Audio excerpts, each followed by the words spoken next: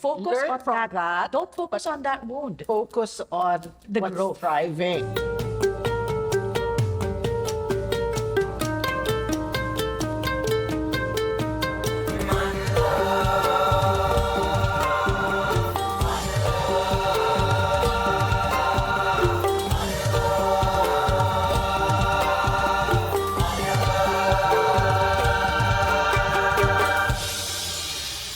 This is Lia Bernardo, and we decided to continue from our previous episode.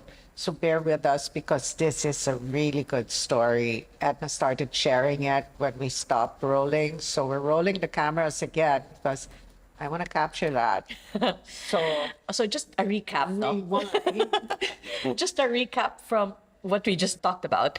It's about the narrative, right? Yes. Diba, you come to me because you feel na parang, oh, I manifest very well. I know how to manifest. And I feel that the reason that I am a good manifester now is because when I was young, I had to change the narrative in order to avoid, the pain of a child, right? I'm not saying anything wrong with my family or whatever, but when I was young, my parents had to work. And so Yes. the child in me felt abandoned. True. So my narrative was, oh, I'm lucky. You know why I'm lucky? Because the year I was born, my parents was able to start a business. I was the one that brought that luck. Okay. True or not? I don't care. cares? But that is my narrative. That becomes And your then- truth. Yes, that becomes my truth. And then after me, you know naman how important boys are. After me, my brother came. So sabi ko, see, I'm the lucky one. After I was born, I brought in the boy. True or not? Of course. I mean, It's your perspective. but that is my narrative. So now, I keep saying that again and again. And then, I start noticing, kunyari, if I go to a store, bet you, maraming susunod dyan because I bring luck everywhere I go. And true enough, mamaya wala na akong sales lady. You know, that's so true because I've seen that happen. I've really seen that happen. And it's like, you know how I always told you, you have the Midas touch? I like partnering with you, right? I'm smart that way.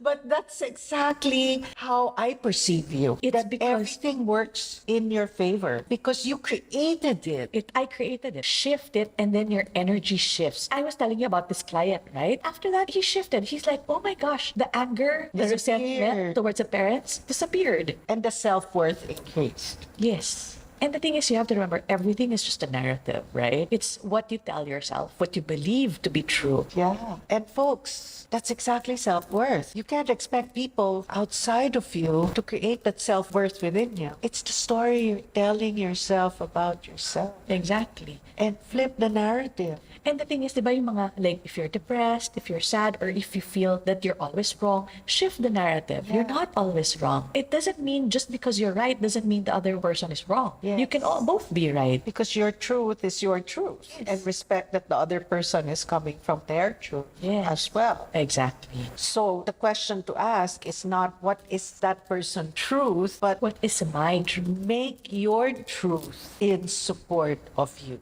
Create your truth as you create your own heaven on earth. Exactly. Like what we were talking about earlier as well, another episode wherein you were saying maybe this person doesn't love me or whatever, or maybe I'm wrong or something. You shift that. Yeah. Or what I was saying was, is there something wrong with me? Yes. Why do people I love leave me? Yes. And I was focusing on the ones that left. I wasn't valuing the ones that stayed. Yeah. Thanks for staying, by the way. Diba, I was telling you, focus on this group of people that's Yes. this will nudge you once in a while because it's a wound. Yes, it's a wound. It's a wound. But And that's not what. Don't focus Learn on from that. Don't focus on that wound. Focus on The what's growth. thriving. Focus on what's thriving, folks. This is Money Love.